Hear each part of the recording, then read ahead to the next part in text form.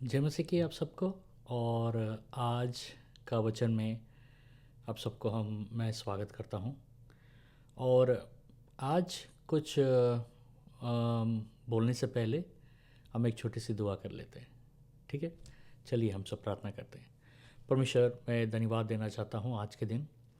आज हम सबों से बातें कीजिए परमेश्वर, आज हमें नई चीज़ें सिखाइए। और परमेश्वर, मैं प्रार्थना करता हूँ कि आज जितने जन यहाँ इस आराधना में आए हैं और जुड़े हैं, पर प्रभु उन सबों के ऊपर परमेश्वर आप अपना आशीष को ढेलिए और पवित्र आत्मा आपका गवाही हो। धन्यवाद पिता, यीशु के नाम से मांगते हैं, सुनिए ग्रहण कीजिए, आमीन।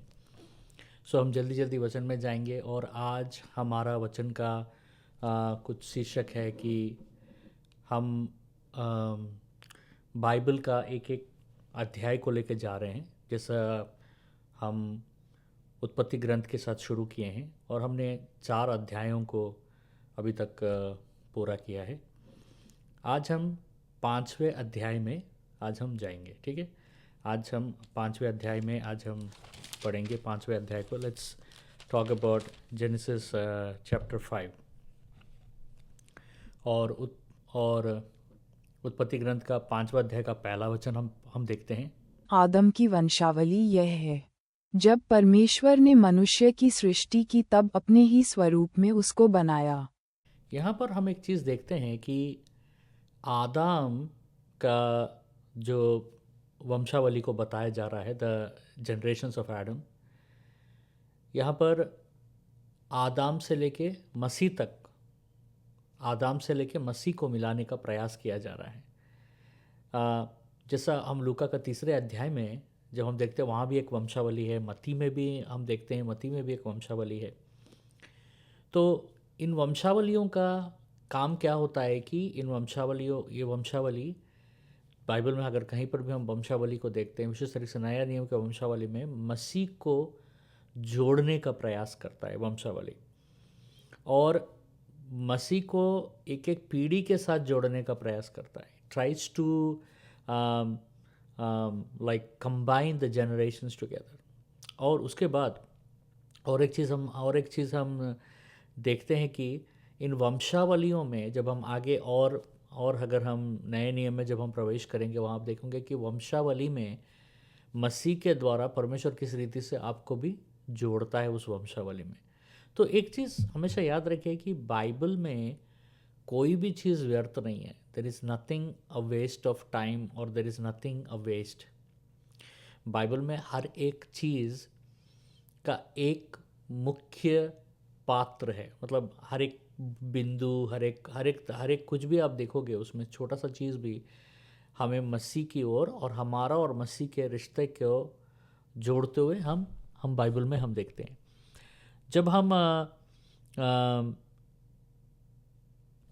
इस वंशावली को देखते हैं तो जैसे मैं आपको बता रहा हूँ कि वंशावली में हमारा जो पात्र है और मसीह में हमारा क्या पात्र है, ये वंशावलियाँ हमें बताती हैं।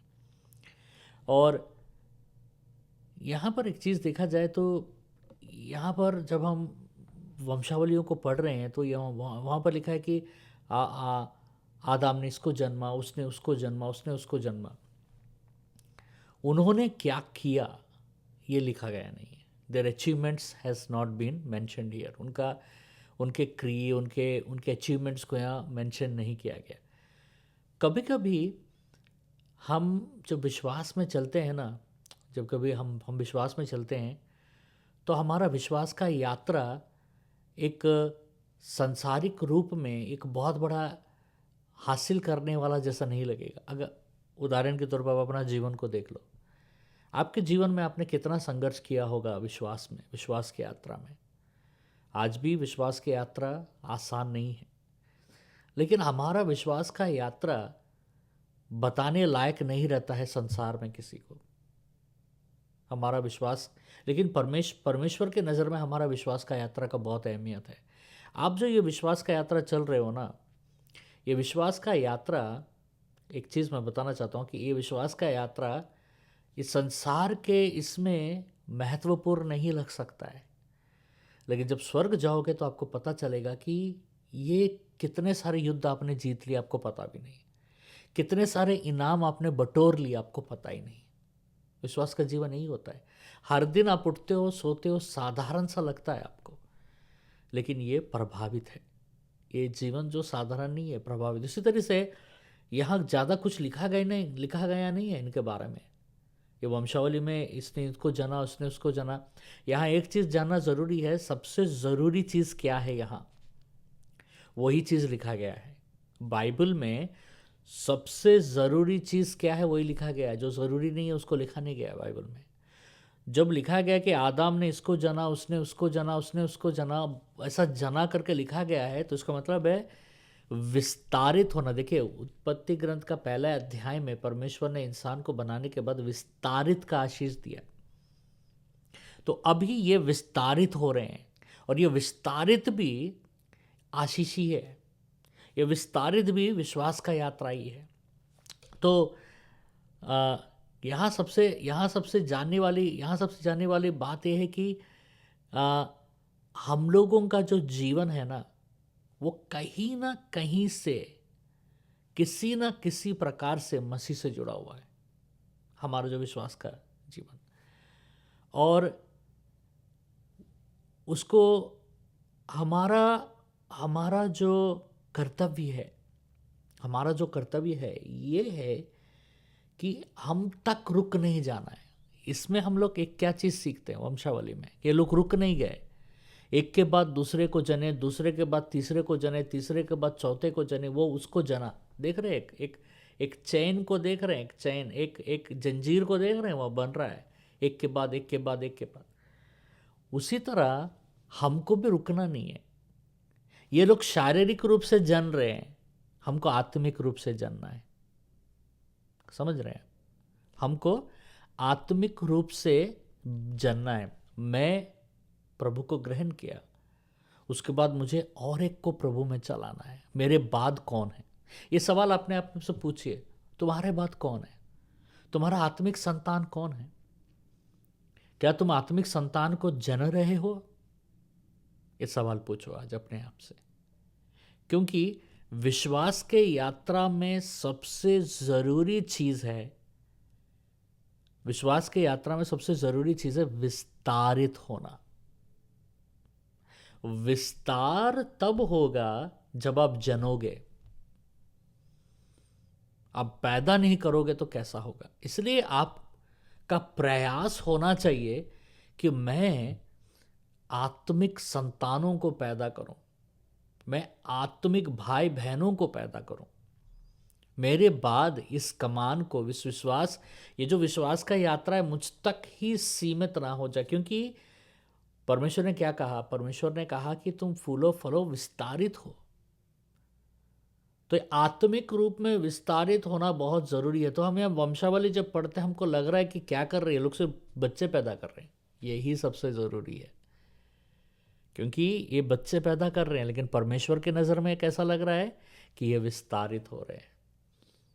आपका भी कर्तव्य वो है, मेरा भी कर्तव्य वही है कि हमको विस्तारित होना है, हमको चलाना है। अगर एक व्यक्ति ही मिला, उस एक व्यक्ति को ही चलाना है।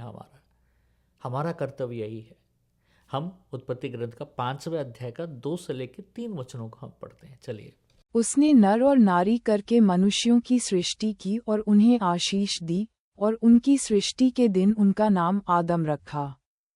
3 जब आदम 130 वर्ष का हुआ, तब उसके द्वारा उसकी समानता में उसी के स्वरूप के अनुसार एक पुत्र उत्पन्न हुआ, उसका नाम शेत रखा। यहाँ पर हम एक चीज़ देखते हैं कि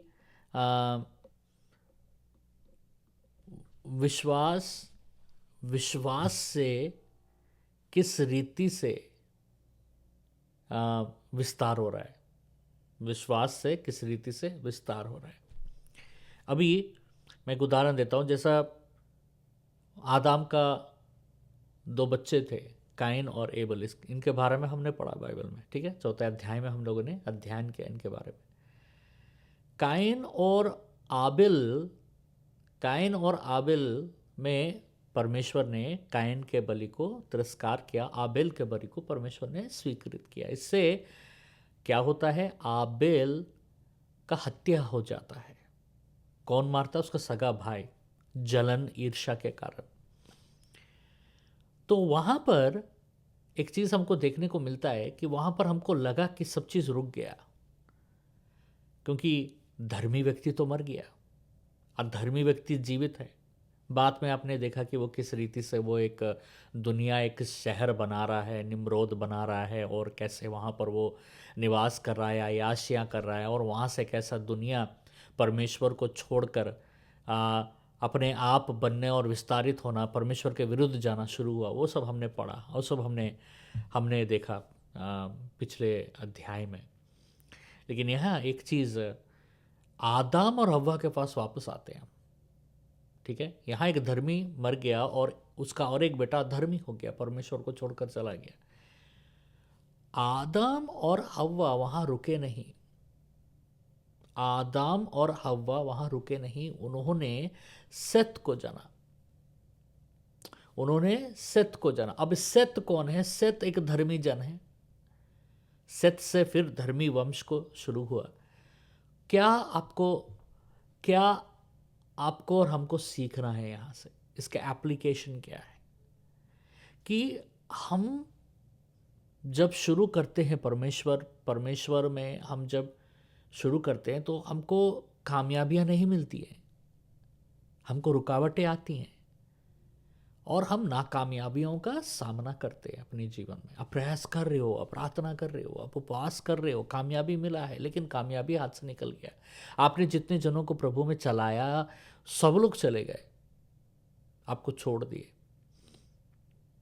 कुछ लोग भ्रष्ट हो गए, कुछ लोग कहाँ हैं आपको पता नहीं, कुछ लोग हैं लेकिन आप उनसे मिल नहीं सकते हो, क्योंकि ऐसे परिस्थितियाँ आ गई। आप अगर ये सोच के हुए बैठोगे कि ये हार है मेरे जीवन में, तो आप एक चीज को नकार रहे हो। और वो क्या नकार रहे हो? परमेश्वर का आशीष जो आपके ऊपर है कि आप फलवंत हो। बोलिए, आप अपने ऊपर ये घोषणा कीजिए, अपने ऊपर हाथ रखिए और बोलिए, मैं फलवंत हूँ यीशु के नाम से। और एक बार बोलिए, मैं फलवंत हूँ यीशु के नाम से। और एक बार बोलिए, मैं फलवंत हूँ यीशु के नाम से। तो क्या होता है, जब हम ऐसे परिस्थितियों में जब अब वहाँ आ जाते हैं कि हम हारना शुरू हो जाते हैं, हमको लगता है कि हम हार गए हैं, हमको लगता है कि हम हार रहे हैं, तो उस समय में, उस परिस्थितियों में हमको रुकना नहीं चाहिए। हमारा जो हमने कमाया है सब चला गया, हमने जो परिश्रम किया, जिस परिश्रम से जो भी चीज़ें उत्पन्न हुए सब खत्म हो गया, लेकिन परमेश्वर का वो आशीष आपके ऊपर से खत्म नहीं हुआ। परमेश्वर ने जो आपको जो फलवंत होने का जो परमेश्वर ने ये दिया है, वो खत्म नहीं हुआ आपके जीवन के ऊपर से, वो अभी भी कायम है। तो सबसे ज़रूरी चीज़ यहाँ जानना है कि वापस हमको आदम हव्वा के पास आकर देखना है कि आदम हव्वा क्या रुक गए, निराश हो गए? नहीं, वो विश्वास के साथ उन्होंने और एक संतान को जना। इसलिए अगर आप का सारा फसल कट खराब हो गया है, आपने जो परिश्रम किया, आपने जो मेहनत किया, आपका जो परिश्रम खराब हो गया, तो हिम्मत मत हारिए और रोकर मत बैठे कि प्रभु मेरा तो सब, मैंने जितना मेहनत किया, इतना साल सब खत्म हो गया। फिर से शुरू कीजिए। और एक चीज़ मैं आपको बता रहा हूँ, इस बार आप जब शुरू करोगे ना, तो जल्दी आपको कामयाबी मिलेगा, क्योंकि आप पहले कर चुके हो। जब एक व्यक्ति एक चीज़ को बार बार करता है ना, तो अनुभव तो आता ही है, अनुभव तो आता ही है, लेकिन उसके साथ अभिषेक भी जुड़ जाता है उसमें। समझ रहे हैं आप? उसके साथ अभिषेक जुड़ जाता है। जब अनुभव और अभिषेक दोनों जब सक्रिय रूप से मिल जाते हैं, तो उसके बाद परमेश्वर का जो कार्य है ना, तो तेजी से बढ़ना शुरू होता है हमारे जीवन में और कईयों के जीवन में हमारे द्वारा। तो मैं यहाँ इस तायन में, जब उत्पत्ति ग्रंथ का 5 का 2 से लेकर 3 में अगर एक चीज़ हम सीखेंगे, तो एक चीज़ सीखते हैं, वापस आदम हव्वा के पास आकर देखेंगे कि उन्होंने क्या किया। वो रुक गए, वो हार गए, आप बहुत कुछ कर रहे हो, कुछ नहीं हो रहा है, करते रहो। आप लोगों को जाके बता रहे हो, नूह भी जाकर बताया, कोई नहीं आया, लेकिन उसका संतान आया, उसके संतान आए, और उनके द्वारा परमेश्वर ने एक नया, एक पूरा मनुष्य का ये बनाया। हम आगे उसके बारे में आगे पढ़ेंगे। लेकिन आज जो हमको यहाँ सीखना है कि क्या आप रुक गए हो, तो उठो, उठो और फिर से परिश्रम करने का समय आ गया है। उठो और फिर से दौड़ने का समय आ गया है। उठो, फिर से आगे बढ़ने का समय आ गया है। उत्पत्ति ग्रंथ का हम 5 का 4 से लेकर 22 में हम पढ़ते हैं। और शेत के जन्म के पश्चात आदम 800 वर्ष जीवित रहा, और उसके और भी बेटे बेटियां उत्पन्न हुईं। 5 और आदम की कुल अवस्था 930 वर्ष की हुई। तत्पश्चात वह मर गया। 6 जब शेत 105 वर्ष का हुआ, तब उसने एनोश को जन्म दिया। 7 और एनोश के जन्म के पश्चात शेत 807 वर्ष जीवित रहा, और उसके और भी बेटे बेटियां उत्पन्न हुईं। 8 और शेत की कुल अवस्था 912 वर्ष की हुई। तत्पश्चात वह मर गया। 9 जब एनोश 90 वर्ष का हुआ, तब उसने केनान को जन्म दिया। 10 और केनान के जन्म के पश्चात एनोश 815 वर्ष जीवित रहा, और उसके और भी बेटे बेटियां हुई। 11 और एनोश की कुल अवस्था 905 वर्ष की हुई। तत्पश्चात वह मर गया। 12 जब केनान 70 वर्ष का हुआ, तब उसने महल्लेल को जन्म दिया। 13 और महल्लेल के जन्म के पश्चात केनान 840 वर्ष जीवित रहा, और उसके और भी बेटे बेटियां उत्पन्न हुई। 14 और केनान की कुल अवस्था 910 वर्ष की हुई। तत्पश्चात वह मर गया। 15 जब महल्लेल 65 वर्ष का हुआ, तब उसने येरेद को जन्म दिया। 16 और येरेद के जन्म के पश्चात महल्लेल 830 वर्ष जीवित रहा, और उसके और भी बेटे बेटियां उत्पन्न हुई। 17 और महल्लेल की कुल अवस्था 895 वर्ष की हुई। तत्पश्चात वह मर गया। 18 जब येरेद 162 वर्ष का हुआ, जब उसने हनोक को जन्म दिया। 19 और हनोक के जन्म के पश्चात येरेद 800 वर्ष जीवित रहा, और उसके और भी बेटे बेटियां उत्पन्न हुई। 20 और येरेद की कुल अवस्था 962 वर्ष की हुई। तत्पश्चात वह मर गया। 21 जब हनोक 65 वर्ष का हुआ, तब उसने मतूशेला को जन्म दिया। 22 और मतूशेला के जन्म के पश्चात हनोक 300 वर्ष तक परमेश्वर के साथ साथ चलता रहा, और उसके और भी बेटे बेटियां उत्पन्न हुईं। उत्पत्ति ग्रंथ का 5 का 4 से लेकर 22 में हम एक पीढ़ी को देखते हैं, और यहाँ पर हम देखते हैं इनोश। इनोश के यहाँ हम देखते हैं इनोश, और इनोश के बारे में एक चीज़ हम देखते हैं कि इनोश रुका नहीं। इनोश अपने विश्वास में चल रहा था, और वो कैसा चल रहा था? प्रतिदिन चल रहा था। इनोश के बारे में,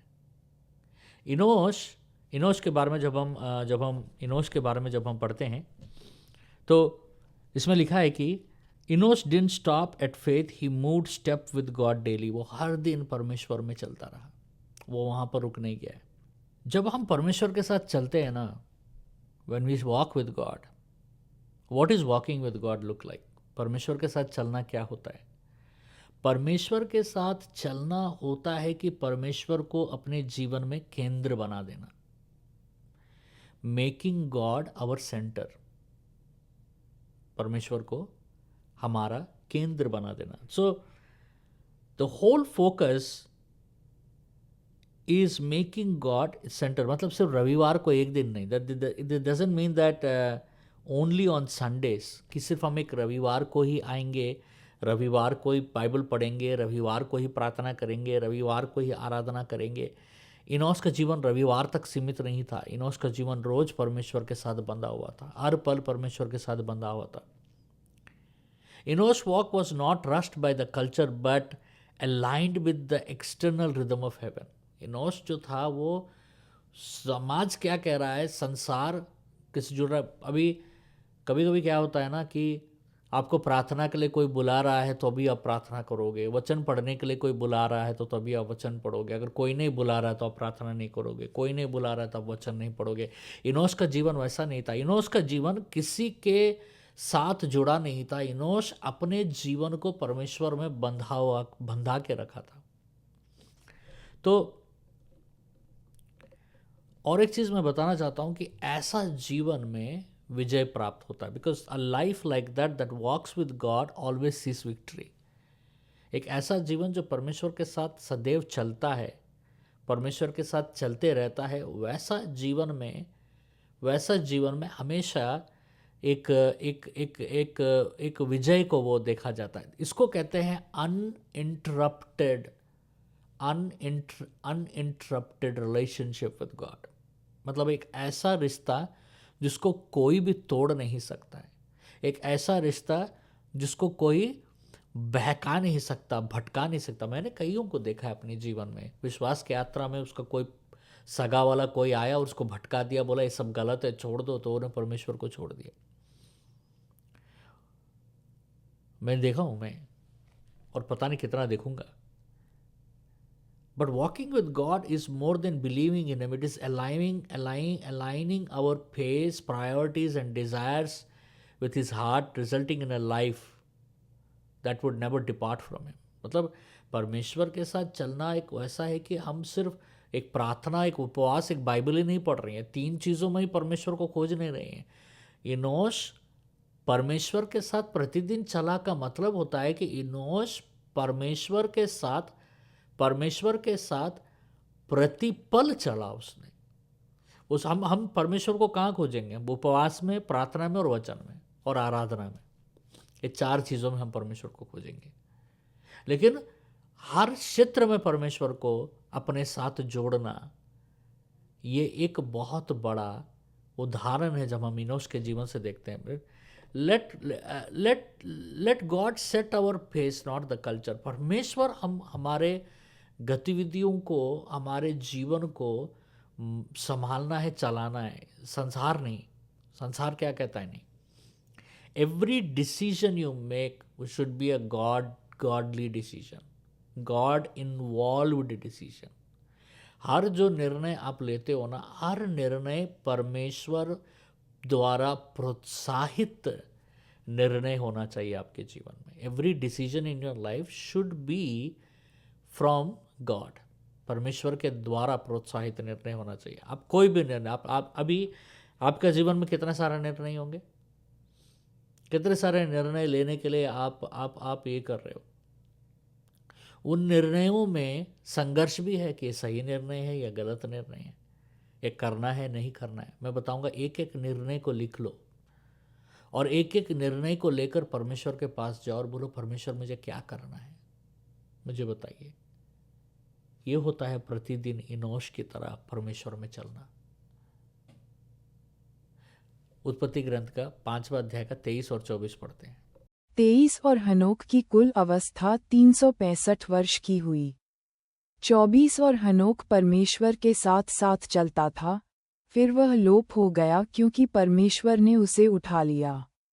हम इनोश के बारे में और आगे जब हम पढ़ते हैं, Enosh walk was not seasonal, it was sustained over centuries in daily closeness.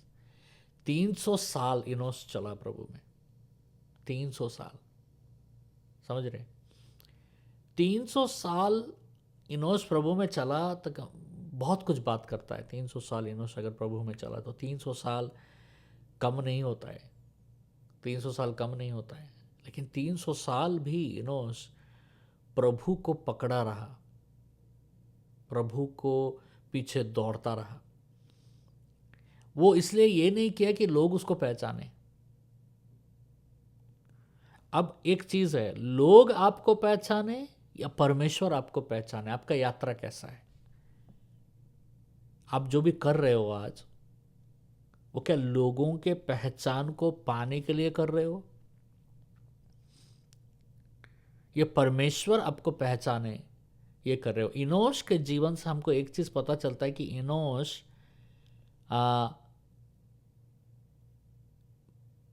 इंसान समाज उसको पहचाने करके वो नहीं कर रहा है, कोई दूसरा उसके उसके उसके उसके यात्रा को पहचाने करके नहीं कर रहा है।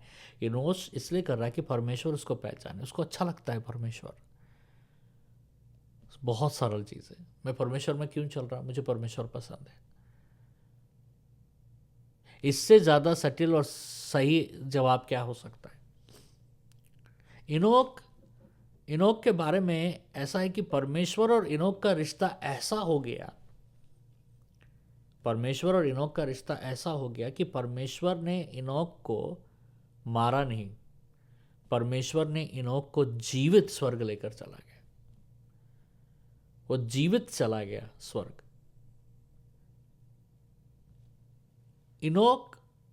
Enoch life proved it's possible to live so close to God that death loses its claim. Enoch के जीवन से हमको ये पता चलता है कि हम ऐसा जीवन जी सकते हैं परमेश्वर के साथ करीब, कि हम मौत भी बीच में नहीं आ सकता है मेरे और परमेश्वर के। मौत नहीं आया, परमेश्वर ने बगैर मौत दिए ही इनोक को स्वर्ग लेकर चले गए, अपने पास बुला लिए। हम एक प्रक्रिया से गुजरते हैं, मौत के बाद हम परमेश्वर के पास जाते हैं, लेकिन इनोक को वो मौत देखना नहीं पड़ा। अगर हम इस अध्याय में, अगर हम पांचवें अध्याय को अगर हम पढ़ते हैं, पांचवें अध्याय में, अब पूरे पांचवें अध्याय को फिर से पढ़ोगे, ये मरा करके लिखा गया, ये इसके बाद ये जाना फिर वो मरा, इसके बाद ये जाना फिर वो मरा। वो एक जो फ्रेज है ना, एंड ही डाइड, और वो मरा, ये इनोक के पास आकर रुक जाता है।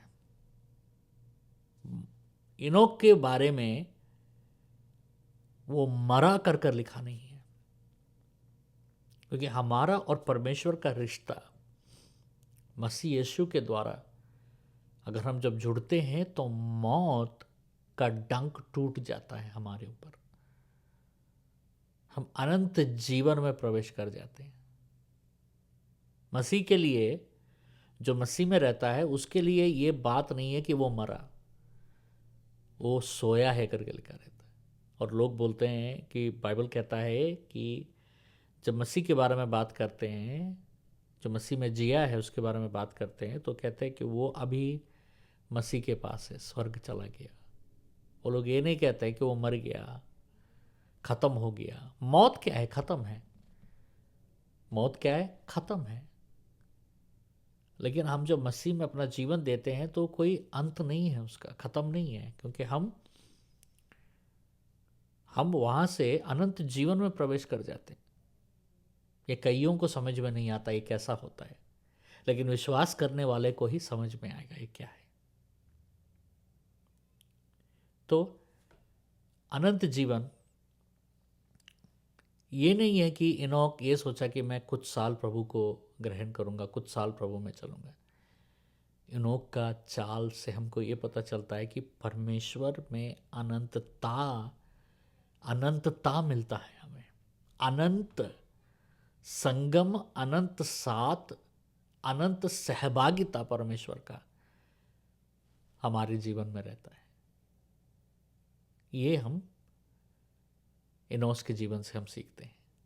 आइए हम उत्पत्ति ग्रंथ का 5 का 25 to 32, 25 से लेके 32 तक हम पढ़ते हैं। 25 जब मतूशेलह 187 वर्ष का हुआ तब उसने लेमेक को जन्म दिया।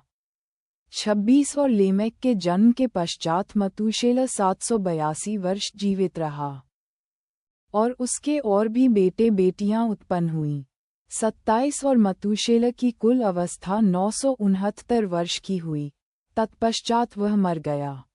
28 जब लेमेक 182 वर्ष का हुआ तब उसने एक पुत्र जन्म दिया। 29 और यह कहकर उसका नाम नूह रखा कि यहोवा ने जो पृथ्वी को शाप दिया है उसके विषय ये लड़का हमारे काम में और उस कठिन परिश्रम में जो हम करते हैं हमको शांति देगा। 30 और नूह के जन्म के पश्चात लेमेक 595 वर्ष जीवित रहा और उसके और भी बेटे बेटियां उत्पन्न हुईं। 31 और लेमेक की कुल अवस्था 777 वर्ष की हुई, तत्पश्चात वह मर गया। 32 और नूह 500 वर्ष का हुआ, और नूह ने शेम और हाम और येपेत को जन्म दिया। 5वां अध्याय का 25 से लेके 32 में जब हम देखते हैं नूह के बारे में, हम यहाँ पर नूह से हमारा परिचय होता है। नूह का नाम है, नूह का मतलब है विश्रांत, विश्रांत। नूह के जो पिताजी थे लेमेक, उन्होंने अपना बेटा का नाम नूह करके रखा। इसका मतलब है विश्रांत, क्योंकि सारा संसार गिरा हुआ था और एक भविष्यवाणी आया था प्रलय के बारे में। प्रलय है कि परमेश्वर ने निर्णय किया कि पूरे पृथ्वी को परमेश्वर नाश कर देंगे, एक बहुत बड़ा बाढ़ लेकर आकर, समझ रहे, एक बहुत बड़ा फ्लड। और ये कब आएगा? मेतुशला जब तक जीवित रहेंगे। मेतुशला का मतलब है जब तक वो जीवित है। मेतुशला कौन है? लैमेक के पिता, मतलब नूह के दादाजी। जब तक वो जीवित है, और मेतुशला बाइबल में सबसे ज्यादा जीवन जिया। मतलब ये लोग ये था कि मेतुशला जब मेतुशला मरेगा तो बाढ़ आएगा। तो यहां पर हम देखते हैं कि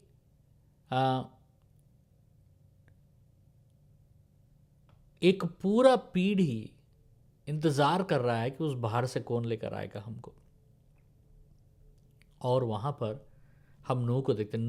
नोहा's life was a sign that God has not abandon mankind. उस ऐसे प्रलय परिस्थिति में, वैसे संकट में, वैसे डरावने परिस्थिति में परमेश्वर नूह के जीवन से बात कर रहा है और कह रहा है कि परमेश्वर ने इंसान को छोड़ा नहीं। नूह would carry the future of humanity inside a vessel built by obedience. Noah rest was a picture of a great rest found in Christ, the true ark. तो नूह के द्वारा विश्रांत कैसे आएगा? क्योंकि परमेश्वर कुछ करने वाला है नूह का। अभी तक पता नहीं है उनको लगा कि नूह के द्वारा ही परमेश्वर कुछ करने वाला है, इस प्रलय से लोगों को बचाएगा। और नूह ने क्या किया? नूह ने एक नाव बनाया। उसके बारे में हम आगे और पढ़ेंगे अध्याय में। नूह ने एक नाव बनाया, और उस नाव में जो भी प्रवेश करेगा, उस नाव में जो भी प्रवेश करेगा वो नाश होने से बच जाएगा। वो नाश होने से बच जाएगा। And they will not be condemned. They will not be condemned from the judgement, क्योंकि परमेश्वर एक बहुत बड़ा न्याय लेकर आने वाले हैं, एक प्रलय लेकर आने वाले हैं परमेश्वर, जो अविश्वासी खत्म होने वाला समय है ये। और यहाँ पर जब हम देखते हैं कि नूह का जो नाम है, वो नाम भविष्यवाणी को दर्शाता है। नूह माने विश्रांत। हम कई बार बाइबल में से अपने बच्चों को नाम देते हैं। बाइबल में से हम अपने बच्चों को नाम देते हैं, और वो नाम जब हम पुकारते हैं उनके ऊपर जब हम पुकारते हैं, तो हम उनके नाम को नहीं पुकार रहे हैं, हम उस भविष्यवाणी को पुकार रहे हैं जो उनके ऊपर है। और उस नाम का अर्थ से निकला हुआ अभिषेक को हम बार बार पुकार रहे हैं उनके ऊपर में। जैसा मेरा नाम ईफ्रम है। ईफ्रम का मतलब है दुगना आशीष, दुगना आशीष। जब कोई मुझे बुलाता है हे ईफ्रम, इसका मतलब बुला रहा है हे तू जो दुगना आशीषित है, इधर आओ। हे तू जो दुगना आशीषित है, इधर आओ।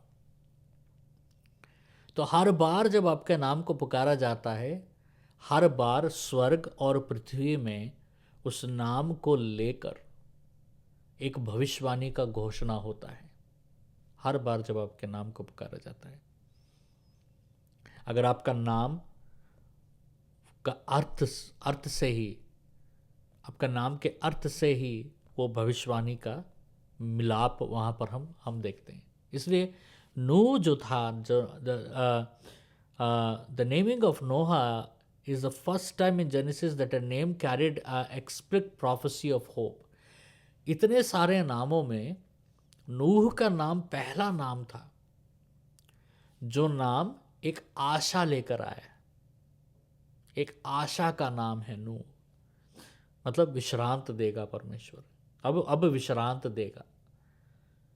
विश्रांत कितना ज़रूरी है हमने पढ़ा जब हम विश्रांत के बारे में दूसरे अध्याय, उत्पत्ति कांड के दूसरे अध्याय में जब हम पढ़ रहे थे तो विश्रांत के बारे में हमने बहुत गहराई से पढ़ा। विश्रांत बहुत ज़रूरी है हमारे जीवन में भी।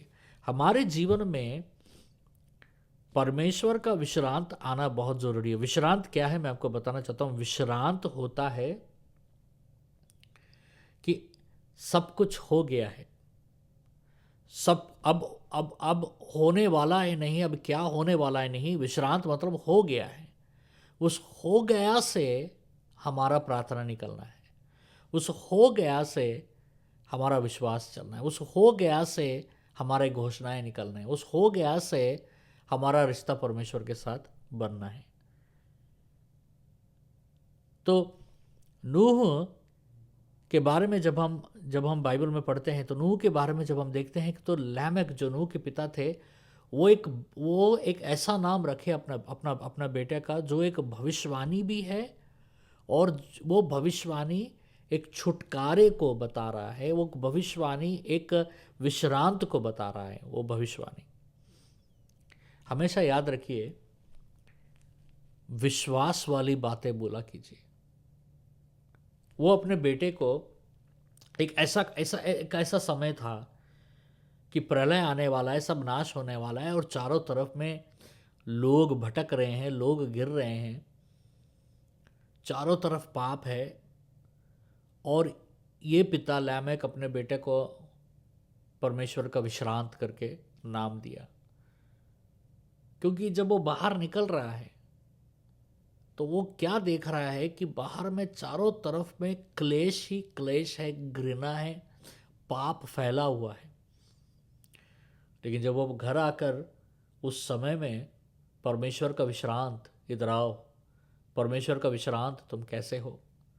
परमेश्वर का विश्रांत यानी नूह को जब भी बुला रहा था उसका पिता, तो उसके घर में, उसके परिवार के ऊपर वो भविष्यवाणी, विश्रांत का भविष्यवाणी घोषणा कर रहा था। तो हम प्रार्थनाएं करते हैं। प्रार्थनाएं में बहुत तरीके की होती हैं। प्रार्थना होता है परमेश्वर से मांगना, प्रार्थना होता है परमेश्वर के करीब जाना और उनसे विनती करना, मांगना। लेकिन प्रार्थना में और एक तत्व भी है और वो है घोषणा। समझ रहे हैं? प्रार्थना में और एक तत्व भी है, घोषणा है। अपने घरों में ना ज़्यादा घोषणाएं कीजिए, अपने घरों में ज़्यादा घोषणाएं कीजिए। घोषणाएं बहुत ही ज़रूरी होते हैं कि घोषणाएं भविष्यवाणी को दर्शाते हैं। आप जो घोषणा करोगे वैसा ही पूर्ति भी होगा वहाँ। हम उत्पत्ति ग्रंथ के 6वें अध्याय में हम जाएंगे, ठीक है। उत्पत्ति ग्रंथ के 6वें अध्याय का पहला वचन और दूसरा वचन को हम देखते हैं। फिर जब मनुष्य भूमि के ऊपर बहुत बढ़ने लगे और उनके बेटियां उत्पन्न हुई, तब परमेश्वर के पुत्रों ने मनुष्य की पुत्रियों को देखा कि वे सुंदर हैं, सो उन्होंने जिसको चाहा उनसे ब्याह कर लिया। परमेश्वर के संतान, ये परमेश्वर के संतान अगर हम योब का पहला अध्याय का 6 और प्रकाशित का 12 के 4 के अनुसार अगर हम देखा जाए तो ये वो माफ़ कीजिएगा, ये वो देवदूत थे जो स्वर्ग से बगावत करके गिरे। अब क्या हो रहा है कि अब ये लोग आकर पुरुष से जो जनी हुई औरतों के साथ ये लोग शारीरिक संबंध कर रहे हैं, और शारीरिक संबंध कर कर ये लोग बच्चों को जन्म रहे हैं। और ये बच्चे राक्षस प्रजाति के थे। एक जन 9, 10, 11, 12 फीट के संतान जने जा रहे थे। यहाँ क्या हो रहा है मैं आपको बताना चाहता हूँ। हमेशा शैतान क्या करता है, लोगों को परमेश्वर से भटकाने का प्रयास करता है हर तरीके से। यहाँ पर डीएनए मैनिपुलेशन हो रहा है। ये डीएनए मैनिपुलेशन क्या है कि ये जो गिरे हुए जो देवदूत है, जो अंधकार के देवदूत है, जो अंधकार के जो दुष्ट आत्माएं हैं, ये मनुष्य से निकले हुए बेटियों के साथ, औरतों के साथ संबंध कर रहे हैं। तो कौन जन रहा है? आधा मनुष्य और आधा दानव पैदा हो रहा है, यानी आधा मनुष्य और आधा राक्षस। तो अब क्या हो रहा है कि इन्फिल्ट्रेशन हो रहा है कि अब सारे लोगों में मिलावट शुरू हो गया। अब सही तरीके से इंसान नहीं रहा है। आधा इंसान आधा दानव पैदा हो रहे हैं, मतलब उसी के अंदर आधा इंसान है आधा दानव है, आधा शैतान है आधा इंसान है, आधा राक्षस है आधा इंसान है। शैतान का योजना ये था कि पूरे दुनिया को अगर वो ऐसा कर दे, अगर पूरे दुनिया में आधा इंसान और आधा दानव पैदा हो, मतलब पूरा इंसान नहीं, दो इंसान के मेल से एक इंसान पैदा होता है, लेकिन एक इंसान और एक दानव, एक गिरे हुए दुष्टात्मा के मेल से क्या पैदा होगा? आधा इंसान और आधा दानव। अगर पूरा दुनिया अगर ऐसा हो जाए तो परमेश्वर कैसे जनेंगे? क्योंकि परमेश्वर तो मनुष्य का पुत्र है। तो डीएनए मैनिपुलेशन हो रहा है वहां पर, और वहां पर व्यभिचार किया जा रहा है। व्यभिचार के माध्यम से, व्यभिचार और वासना के माध्यम से परमेश्वर ने जो पहला आशीष दिया कि फलवंत होने का, उस आशीष का दुरुपयोग यहाँ किया जा रहा है। और वहाँ पर क्या हो रहा है कि वहाँ पर सारे जगहों पर लोग ऐसे तरीकों के, मतलब कोई बाउंड्रीज नहीं है। मतलब परमेश्वर ने जितने सारे निबंध और जितने सारे नियम कानून को परमेश्वर ने लागू किया, वो सब चीज़ अभी टूट रहा है। अब पूरा दुनिया एक वायरस की तरह फैल रहा है कि वायरस क्या है कि आधा इंसान आधा दानव पैदा हो रहा है। और ऐसा व्यक्ति क्रूस के ऊपर मरे तो इंसान को उद्धार नहीं मिलेगा, और उसमें से कोई मसीहा नहीं निकलेगा। मसीहा के वंश को, मसीहा के आने के लिए जो मार्ग बन रहा है, पुराने नियम से अगर हम नया नियम तक हम देखेंगे, जो मार्ग बन रहा है, वो मार्ग को तोड़ने का शैतान प्रयास कर रहा है।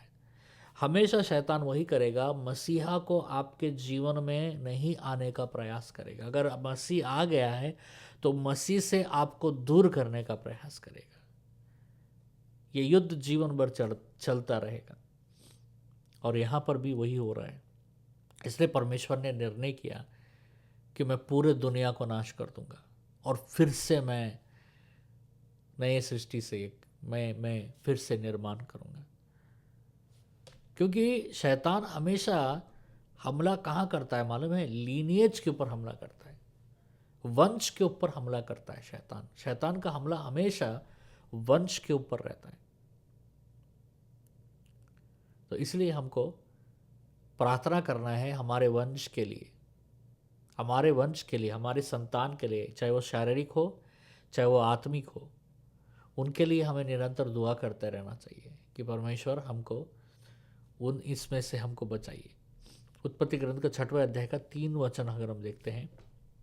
3 और यहोवा ने कहा, मेरा आत्मा मनुष्य से सदालों विवाद करता न रहेगा, क्योंकि मनुष्य भी शरीर ही है, उसकी आयु 120 वर्ष की होगी।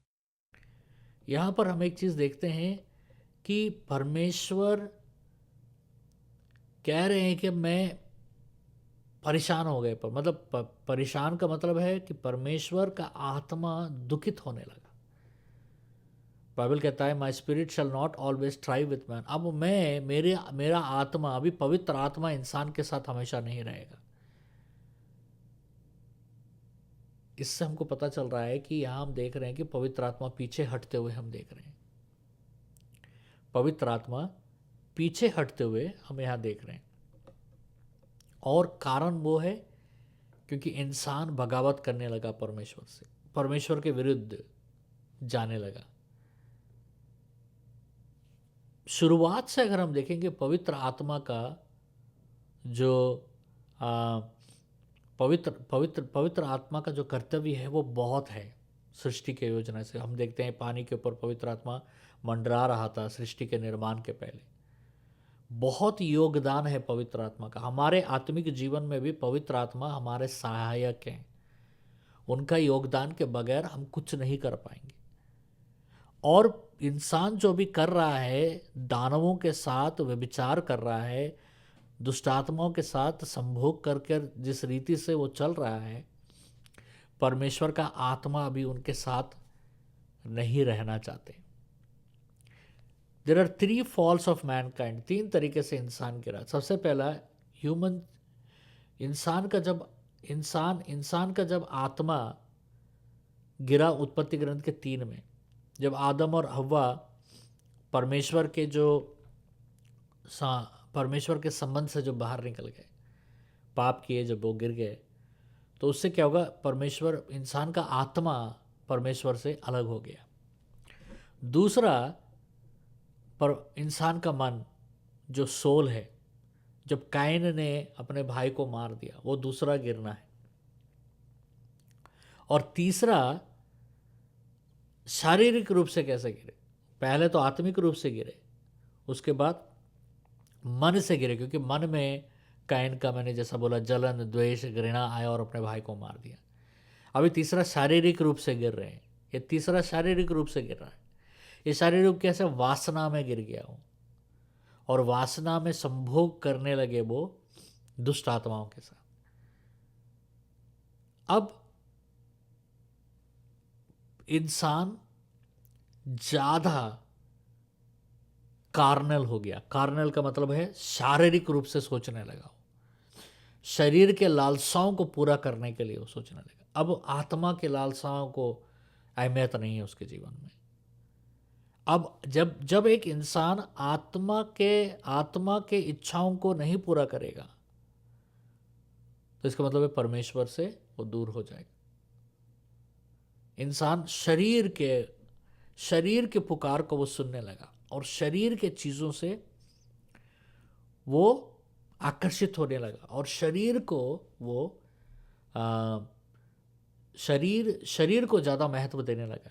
और जब एक इंसान जब शरीर में ज़्यादा चलने लगता है, शरीर को महत्व देने लगता है, तो पवित्र आत्मा उनसे दूर हो जाता है। इसे दाऊद प्रार्थना करता है कि परमेश्वर, मैं व्यभिचार में गिरा हूँ, मैंने अपने शरीर को महत्व दिया है, लेकिन मेरा एक विनती है आपसे कि आपके आत्मा को मुझसे दूर मत कीजिएगा। क्योंकि दाऊद को मालूम है कि पवित्र आत्मा अगर जीवन से चला जाए तो सब कुछ खत्म हो जाएगा, सब कुछ नाश हो जाएगा।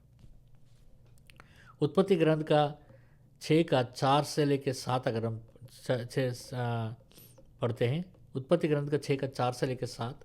4 उन दिनों में पृथ्वी पर दानव रहते थे, और इसके पश्चात जब परमेश्वर के पुत्र मनुष्य की पुत्रियों के पास गए, तब उनके द्वारा जो संतान उत्पन्न हुए, वे पुत्र शूरवीर होते थे, जिनकी कीर्ति प्राचीन काल से प्रचलित है।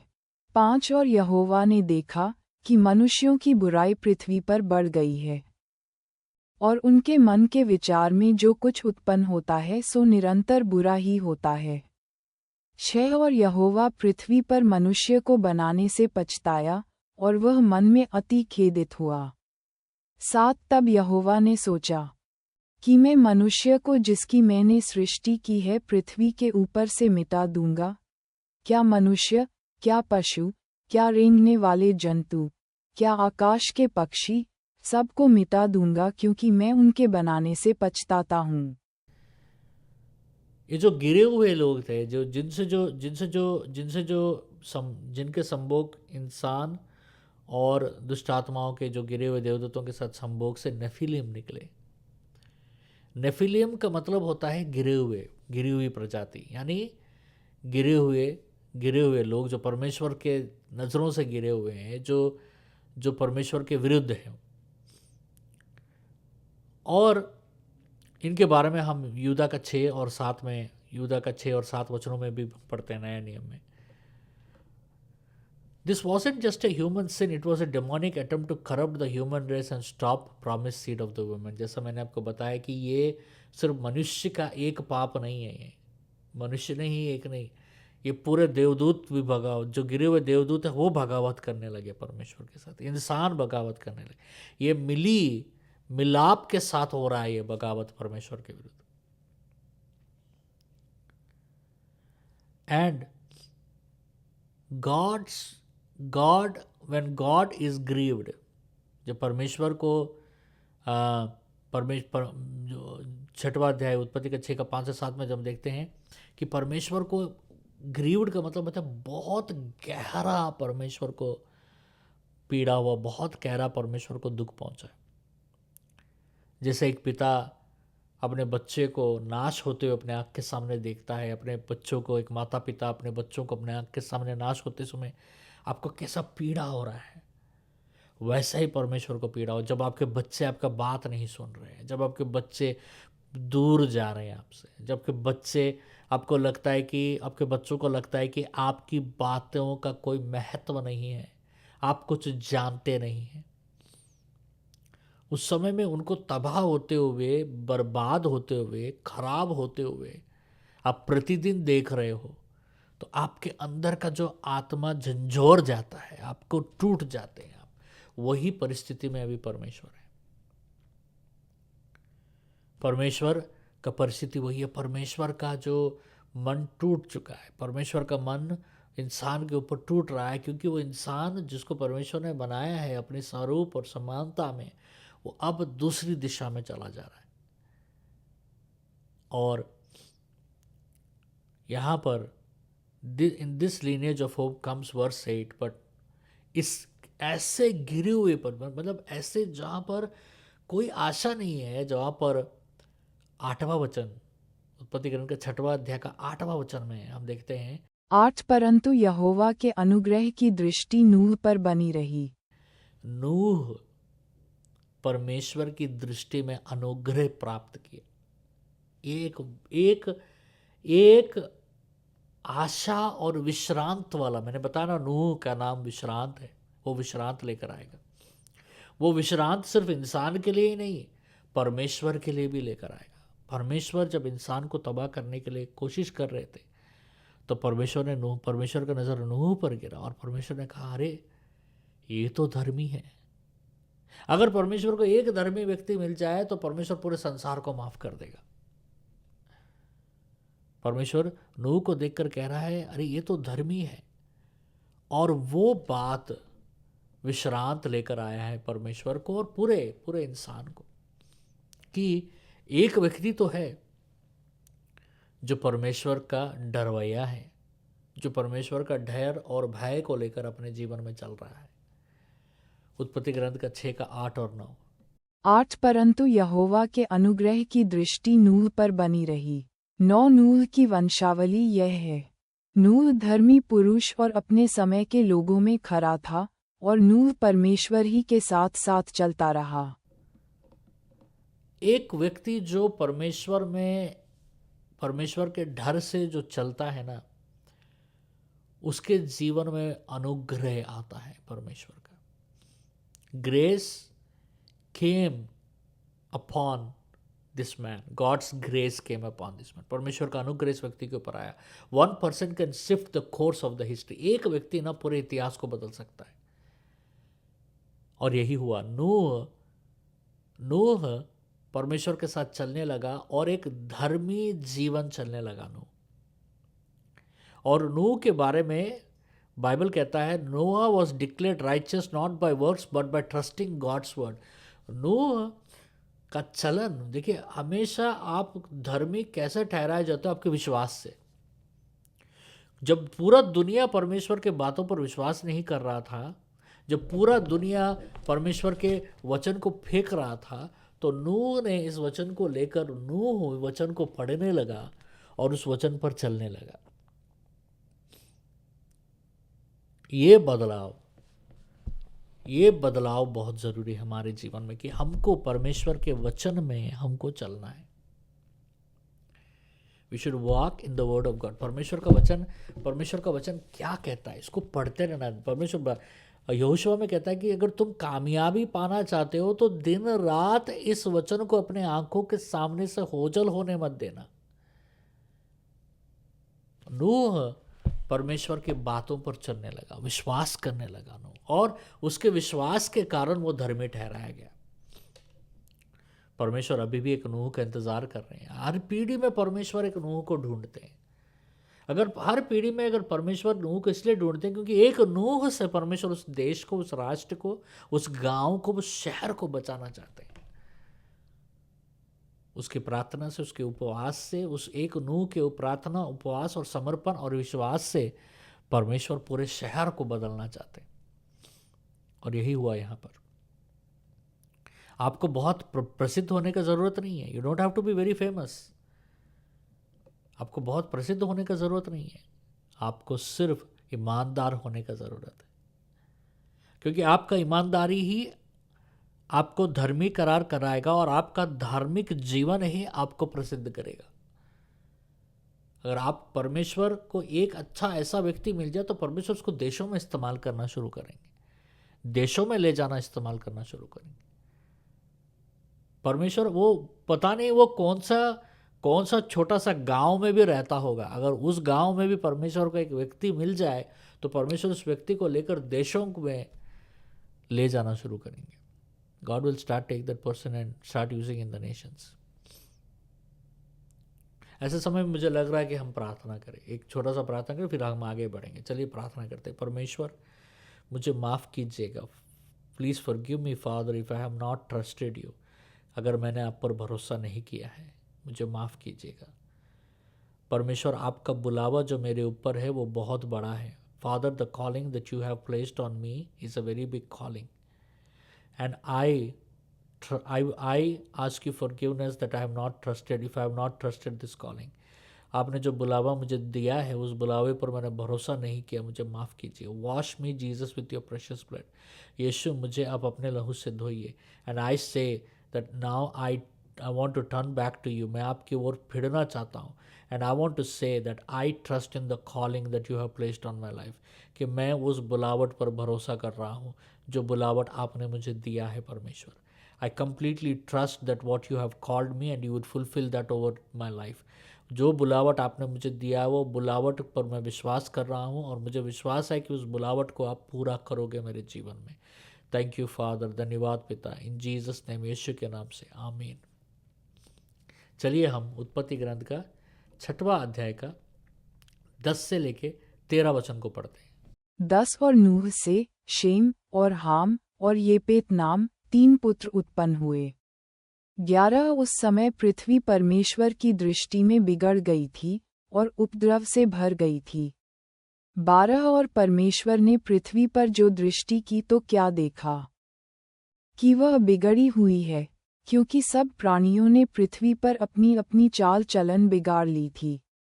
13 तब परमेश्वर ने नूह से कहा, सब प्राणियों के अंत करने का प्रश्न मेरे सामने आ गया है, क्योंकि उनके कारण पृथ्वी उपद्रव से भर गई है, इसलिए मैं उनको पृथ्वी समेत नाश कर डालूंगा। यहाँ पर हम देखते हैं कि पूरा दुनिया गिरा हुआ है, पूरा दुनिया पाप में जा रहा है, पूरा दुनिया पाप कर रहा है। पाप दोनों जगह पर है। किसमें? उन देवदूतों में जो जो जो इमॉर्टल, जो स्पिरिचुअल है, आत्मिक स्तर पर भी है, और शारीरिक स्तर पर इंसान। ये दोनों स्तरों पर हम यहाँ देख रहे हैं। या बाइबल में लिखा है कि all flash have corrupted his way, मतलब सारे जितने, सिर्फ इंसान नहीं, देवदूत सिर्फ इंसान के साथ संभोग नहीं कर रहे हैं, देवदूत जानवर के साथ संभोग कर रहे हैं। देवदूत हर चीज़ के साथ जो परमेश्वर ने सृष्टि किया उसके साथ संभोग कर कर, क्योंकि देवदूत तो आत्मा है ना, वो तो आत्मा है, वो तो आत्मिक रूप से कर रहे हैं। और पूरा बाइबल में ध्यान दीजिएगा, ऑल फ्लैश करके लिखा है, हर मांस, मतलब सिर्फ इंसान नहीं, जानवर, सब कोई गिर गए, सब कोई परमेश्वर को छोड़ दी। और नूह के साथ परमेश्वर बात करना शुरू करते हैं। यहाँ एक चीज़ हमको जानना है कि जब हम परमेश्वर के साथ, हम परमेश्वर को ढूंढना शुरू करते हैं ना, तो परमेश्वर हमको दिखते हैं। जब हम परमेश्वर से बात चलना शुरू करते हैं तो परमेश्वर हमारे साथ बात करना शुरू करता है। परमेश्वर हमको बताना शुरू करता है, परमेश्वर हमको सिखाना शुरू करता है, परमेश्वर हमारे जीवन में दिलचस्पी लेना शुरू करता है। परमेश्वर को हमारे जीवन के ऊपर दिलचस्पी है, लेकिन हम अगर परमेश्वर के साथ जुड़े नहीं रहते हैं तो परमेश्वर हमारे साथ जुड़ नहीं सकते। तो पहले हमको जुड़ना है परमेश्वर के साथ। नूह का जो रिश्ता है वो परमेश्वर के साथ एक ऐसा पोजीशन में लाया। हमारा जो रिश्ता होता है परमेश्वर के साथ हमको पोजीशन करता है, मतलब एक स्थान पर लेकर आता है। When the world around you is in chaos, the question is, are you walking closely enough to hear him? जब चारों तरफ में दुनिया जब गिर रहा है तो उस समय में, अभी शांत है, अभी शांत के समय में नहीं, जब आपका दुनिया में तूफान आता है तो उस समय में आपका ये जो रिश्ता है ना परमेश्वर के साथ, ये बहुत काम आता है। क्योंकि तूफान के समय में भी आप परमेश्वर के आवाज़ को स्पष्ट सुन पाओगे अगर आपका रिश्ता परमेश्वर के साथ अगर सही है तो। अगर आपका रिश्ता परमेश्वर के साथ दृढ़ है तो आपके जीवन में तूफानें जब आएंगे तो आप उस तूफानों में भी परमेश्वर का आवाज़ को सुन पाओगे। उत्पत्ति ग्रंथ का 6:14 में देखते हैं परमेश्वर ने क्या बोला। उत्पत्ति ग्रंथ का 6:14, इसलिए तू गोपेर वृक्ष की लकड़ी का एक जहाज बना ले, उसमें कोठरियां बनाना और भीतर बाहर उस पर राल लगाना। उत्पत्ति ग्रंथ का 6:14 में परमेश्वर नूह के पास आकर कह रहा है कि तू एक नाव बनाना और फलाना फलाना लकड़ी से बनाना। और बाइबल में मैं बताऊं कि वो लकड़ी का अर्थ है, इंग्लिश में उसको साइप्रस वुड करके, NLT में अगर हम देखते हैं तो साइप्रस वुड करके लिखा गया है। ये वो लकड़ी है जिसका अर्थ है कि वो क्या है। जैसे हमने मन्ना के बारे में एक बार पढ़ा था, मन्ना लोग खाए 40 साल, लेकिन बोले कि ये क्या है। उसी तरह एक अज्ञात लकड़ी है ये, और यही एक लकड़ी है जो डूबेगा नहीं और सड़ेगा नहीं पानी में। और ये लकड़ी क्या है? अज्ञात है। इस लकड़ी का नाम है अज्ञात। ये अज्ञात लकड़ी नए नियम में आकर हमको पता चलता है कि ये कौन है, यीशु मसीह है। समझ रहे? वो जो लकड़ी का जो इस्तेमाल करने के लिए कहा नूह को परमेश्वर ने, वो लकड़ी दर्शाता है मसीह के स्वभाव को। क्योंकि मसीह ना मृत्यु है, ना डूबते हैं, और मसीह ना पाप है उनमें कीड़ा नहीं पड़ता है, दोष नहीं है उनमें। ठीक है। अब इस लकड़ी को नूह को परमेश्वर ने खसन से माप दिया। अब इस माप के अनुसार परमेश्वर ने नूह को कहा कि लकड़ी का ऊपर आगे और पीछे तो डामर लगाना। ये जो डामर है, ये वो डामर नहीं जो हम रास्ते में लगाते हैं, वो डामर नहीं है। एक पच्ची लेप है जो परमेश्वर लगाने के लिए कह रहा है। और जब हम बाइबल में देखते हैं तो ये होता है कवरिंग, मतलब ढाकना। कवरिंग जो शब्द है, पिच जो शब्द है, इसको कवरिंग कहा गया है। ये लेप लगाने की प्रक्रिया को ढाकना कहा गया, और इसको एटोनमेंट भी कहा गया है। एटोनमेंट का मतलब होता है छुटकारे का बलि, छुटकारा देने का। मतलब ये यीशु मसीह के लहू को दर्शा रहा है। यीशु मसीह के लहू को ये दर्शा रहा है।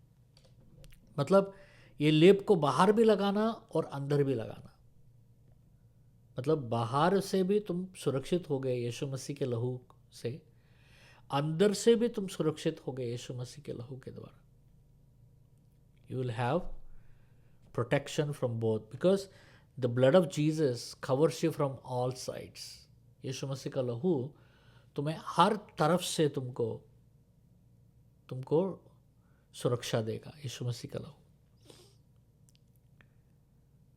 The covering only saved those inside, pointing to the union with Christ by faith. You can admire the ark from the outside and still be lost. हमको नाव नहीं, कोई भी नाव बचा नहीं सकता। कोई भी नाव हमको बचा नहीं सकता, वही नाव बचा सकता है जो परमेश्वर ने नियुक्त किया है। इंसान बचने के लिए अगर कुछ भी करेगा तो देखिए, आदम और हवा अपने अपने शरीर को ढकने के लिए पत्ते बना लिए, परमेश्वर ने कहा नहीं, क्योंकि परमेश्वर ही प्रदान करना पड़ेगा आपको। आप अगर बचना चाहते हो तो परमेश्वर प्रदान करेगा आपको। कोई भी नाव नहीं चलेगा और कोई भी आकार नहीं चलेगा। सोच के देखिए, परमेश्वर ने नूह को नाव बनाने के लिए कहा और एक क्रम दिया कि इतना लंबा होना चाहिए, इतना चौड़ा होना चाहिए। उसमें से अगर 1 इंच भी कम होता तो नाव डूब जाता, उसमें से अगर 1 इंच भी ज़्यादा होता तो नाव डूब जाता, उसमें से अगर एक लकड़ी भी अलग लग जाता तो नाव डूब जाता। परमेश्वर को पता है कि क्या करने से हमारे जीवन में आशीष आएगा, शांति आएगा, और क्या करने से हमारे जीवन में बेदारी आएगा। बस हमको विश्वास करना है और उसमें चलना है। हम उत्पत्ति ग्रंथ का 6:15 जब हम पढ़ते हैं तो उत्पत्ति ग्रंथ का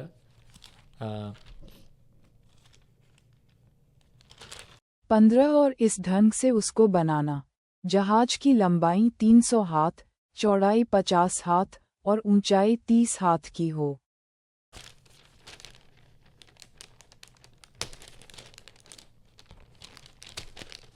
उत्पत्ति ग्रंथ का 6:15।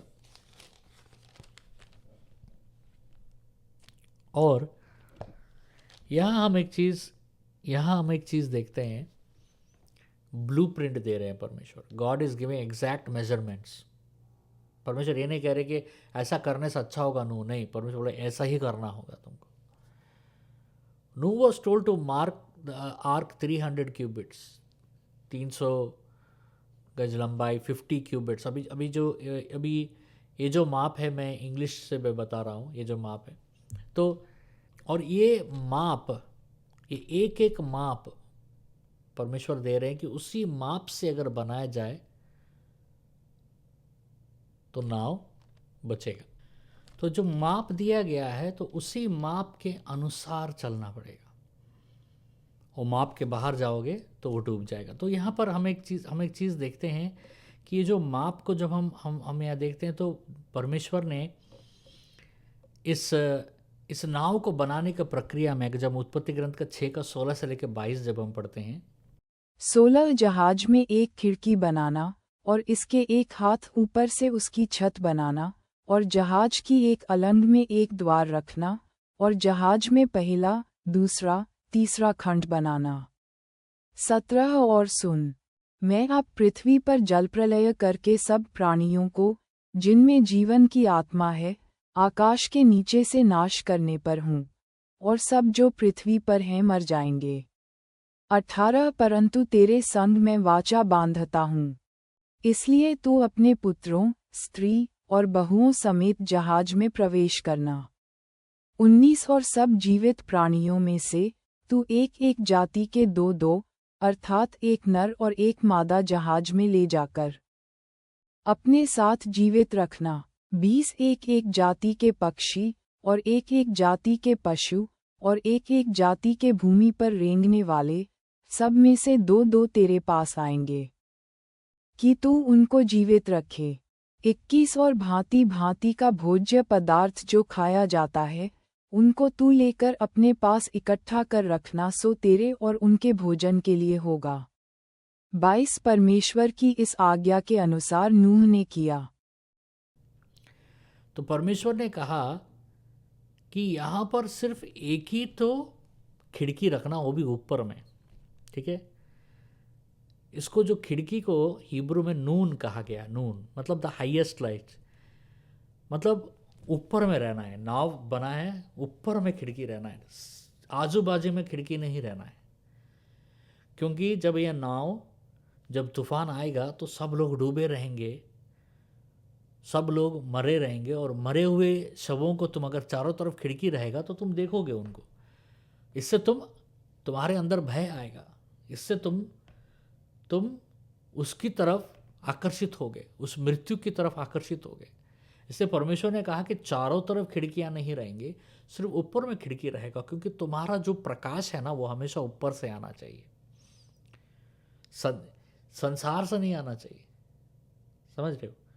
तुम्हारे जो प्रकाश है वो संसार से नहीं आना चाहिए, तुम्हारा प्रकाश हमेशा ऊपर से आना चाहिए। ऊपर जो खिड़की है वो ऊपर खिड़की से तुम्हारा प्रकाश आना चाहिए। ऊपर जो खिड़की है ऊपर खिड़की से प्रकाश आना चाहिए। उसके बाद परमेश्वर और एक चीज बताते हैं कि इसमें सिर्फ एक ही द्वार रहना है, एक ही द्वार रहना है ये पूरे इसमें। और ये एक द्वार दर्शाता है मसीह को। यूहन्ना का सुसमाचार 10:9 में कि मैं द्वार हूं।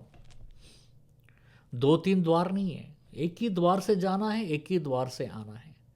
हम जब एक ही द्वार से प्रवेश करेंगे, वो एक ही द्वार है जो इंसान को उद्धार में चलाता है। 2 द्वार नहीं है, 3 द्वार नहीं है, 4 द्वार नहीं है, 5 द्वार नहीं है, एक ही द्वार है और एक ही मार्ग है।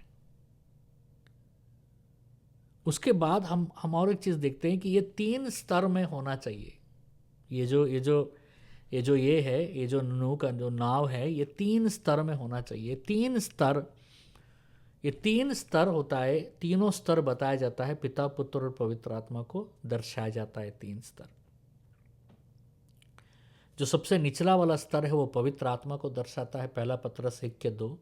मध्य वाला दर्द जो है वो यीशु मसीह को दर्शाता है, क्योंकि उद्धार यीशु मसीह मध्य में है, जो परमेश्वर और इंसान के बीच का मध्यस्थ है, इसलिए मध्य वाला यीशु मसीह है। और सबसे ऊपर वाला है पिता का, पिता जो स्वर्ग में सिंहासन विराजमानित है। सबसे नीचा है पवित्र आत्मा, जो हमारे साथ सहभागी है, जमीन में हमारे साथ, आज इस संसार में हमारे साथ सहभागी है। तो नीचे वाला स्तर पवित्र आत्मा का। तो ये 3 स्तर से बनाया गया। तो ये था उत्पत्ति ग्रंथ का 5 और 6। इन सब चीज़ से हम क्या सीखते हैं? इन सब चीज़ से हम क्या सीखते हैं कि जब हमारे चारों तरफ हमारा दुनिया हमारे विरुद्ध गिर रहा है, तो हमको उस लहरों को नहीं देखना है, उन तूफानों को नहीं देखना है, बल्कि हमारा ध्यान ऊपर मसीह की ओर होना चाहिए। हमारा जीवन का ध्यान मसीह की ओर होना चाहिए। और हमने एक सबसे बड़ा चीज़ सीखा आज कि हमको रुकना नहीं है, हमको वापस आदम और हव्वा के पास आना है। वो रुके नहीं है, वो वंशावली को आगे लेके गए। उसी रीति से हमें अपने आत्मिक कार्य को, हमारे आत्मिक जीवन को आगे लेके जाना है और कईयों को आगे लेके जाना है। ये आज का हमारा प्रकाश है। चलिए हम सब खड़े होते हैं और हम अंतिम प्रार्थना में जाते हैं। चलिए इस विषयों को लेकर हम प्रार्थना करते हैं। परमेश्वर, मैं प्रार्थना करता हूँ आज सबों के ऊपर कि परमेश्वर अब सबों के ऊपर आप आशीष ढेलिए। जो अपने जीवन में रुक गए हैं, हार गए हैं, जिनको लग रहा है कि परमेश्वर मेरे जीवन का हर एक प्रयास व्यर्थ हो गया है, परमेश्वर मैं प्रार्थना कर रहा हूँ उनके जीवन में परमेश्वर आज आप एक नया सा उत्साह लेकर आइए, क्योंकि मैं फिर उठूंगा, मैं फिर चलूंगा, मैं फिर दौड़ूंगा और कईयों को चलाऊंगा। परमेश्वर, तूफानों के बीच में हमारा ध्यान तूफानों की ओर नहीं, परमेश्वर हमारा ध्यान आपकी ओर होना चाहिए। परमेश्वर ये हमें सिखाइए। परमेश्वर हम आपको लेकर चले, हम आपको पकड़ कर चले, आप ही हमारा मार्गदर्शन है। परमेश्वर मैं प्रार्थना करता हूँ कि जो कोई भी आज निराश है, उदास है, परमेश्वर उसके जीवन में आज आशा लाइए इस वचनों के द्वारा। धन्यवाद पिता, यीशु मसीह के नाम से मांगते हैं, सुनिए, ग्रहण कीजिए, आमीन। यीशु मसीह का अनुग्रह, पिता परमेश्वर का प्यार और पवित्र आत्मा की सहभागिता सदा सर्वदा आपके परिवार के हर एक सदस्य के साथ कायम रहे, आमीन। जय मसीह की। परमेश्वर आप सबों को आशीष दे। अभी मैं गुजारिश करूंगा कि जो कोई भी लोग प्रार्थना के लिए आना चाहते हैं तो लीडर्स आइए, प्रार्थना के लिए जाएंगे। एक जन सामने, मैं यहाँ से प्रार्थना कर रहा हूँ। परमेश्वर मैं धन्यवाद देता हूँ पिता यीशु मसीह के नाम से, धन्यवाद पिता यीशु मसीह के नाम से, धन्यवाद पिता यीशु मसीह के नाम से। आपको उपस्थिति आए परमेश्वर उस कलीसिया के ऊपर, आपको उपस्थिति आए परमेश्वर, आपको छुटकारा आए यीशु मसीह के नाम से उस कलीसिया के ऊपर। परमेश्वर उस कलीसिया में परमेश्वर जितने लोग भी परमेश्वर बीमार है, परमेश्वर उनके ऊपर प्रभु आप ही आपका छुटकारा आए यीशु मसीह के नाम से। यीशु मसीह के नाम से आपका छुटकारा आए, यीशु मसीह के नाम से आपका छुटकारा आए, यीशु मसीह के नाम से आपका रिहाई आए, यीशु मसीह के नाम से आपका रिहाई आए, यीशु मसीह के नाम से आपका छुटकारा आए, यीशु मसीह के नाम से आपका छुटकारा आए, यीशु मसीह के नाम से आपका छुटकारा आए, यीशु मसीह के नाम से आपका छुटकारा आए, यीशु मसीह के नाम से आपका रिहाई आए। परमेश्वर मैं प्रार्थना कर रहा हूँ, सबों के ऊपर आशीष उंडेलिए। धन्यवाद पिता, धन्यवाद पिता, सबों के ऊपर आशीष उंडेलिए। यीशु मसीह के लहू से परमेश्वर सबों को प्रभु ढाकिए। धन्यवाद पिता यीशु मसीह के नाम से, धन्यवाद पिता यीशु मसीह के नाम से, धन्यवाद पिता यीशु मसीह के नाम से। परमेश्वर मैं धन्यवाद देता हूँ पिता यीशु मसीह के नाम से, धन्यवाद पिता यीशु मसीह के नाम से, धन्यवाद पिता यीशु मसीह के नाम से। आपको उपस्थिति आए परमेश्वर उस कलीसिया के ऊपर, आपको उपस्थिति आए परमेश्वर, आपको छुटकारा आए यीशु मसीह के नाम से उस कलीसिया के ऊपर परमेश्वर। उस कलीसिया में परमेश्वर जितने लोग भी परमेश्वर बीमार है परमेश्वर, उनके ऊपर प्रभु आप ही आपका छुटकारा आए यीशु मसीह के नाम से। यीशु मसीह के नाम से आपका छुटकारा आए, यीशु मसीह के नाम से आपका छुटकारा आए, यीशु मसीह के नाम से आपका रिहाई आए, यीशु मसीह के नाम से आपका रिहाई आए, यीशु मसीह के नाम से आपका छुटकारा आए, यीशु मसीह के नाम से आपका छुटकारा आए, यीशु मसीह के नाम से आपका छुटकारा आए, यीशु मसीह के नाम से आपका छुटकारा आए, यीशु मसीह के नाम से आपका रिहाई आए। परमेश्वर मैं प्रार्थना कर रहा हूँ, सबों के ऊपर आशीष उंडेलिए। धन्यवाद पिता, धन्यवाद पिता, सबों के ऊपर आशीष उंडेलिए। यीशु मसीह के लहू से परमेश्वर सबों को प्रभु ढाकिए। धन्यवाद पिता यीशु मसीह के नाम से, धन्यवाद पिता यीशु मसीह के नाम से, धन्यवाद पिता यीशु मसीह के नाम से। परमेश्वर मैं धन्यवाद देता हूँ पिता यीशु मसीह के नाम से, धन्यवाद पिता यीशु मसीह के नाम से, धन्यवाद पिता यीशु मसीह के नाम से। आपको उपस्थिति आए परमेश्वर इस कलीसिया के ऊपर, आपको उपस्थिति आए परमेश्वर, आपको छुटकारा आए यीशु मसीह के नाम से उस कलीसिया के ऊपर परमेश्वर। उस कलीसिया में परमेश्वर जितने लोग भी परमेश्वर बीमार है परमेश्वर, उनके ऊपर प्रभु आप ही आपका छुटकारा आए यीशु मसीह के नाम से।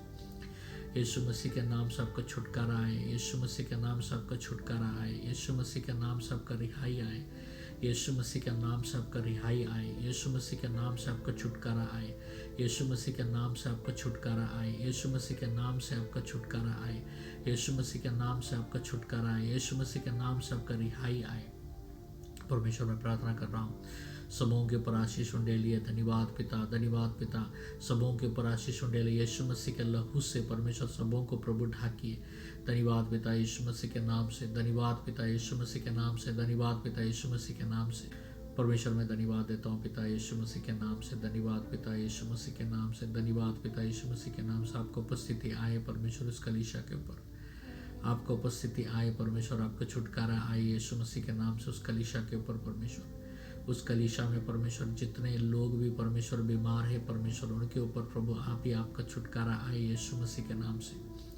यीशु मसीह के नाम से आपका छुटकारा आए, यीशु मसीह के नाम से आपका छुटकारा आए, यीशु मसीह के नाम से आपका रिहाई आए, यीशु मसीह के नाम से आपका रिहाई आए, यीशु मसीह के नाम से आपका छुटकारा आए, यीशु मसीह के नाम से आपका छुटकारा आए, यीशु मसीह के नाम से आपका छुटकारा आए, यीशु मसीह के नाम से आपका छुटकारा आए, यीशु मसीह के नाम से आपका रिहाई आए।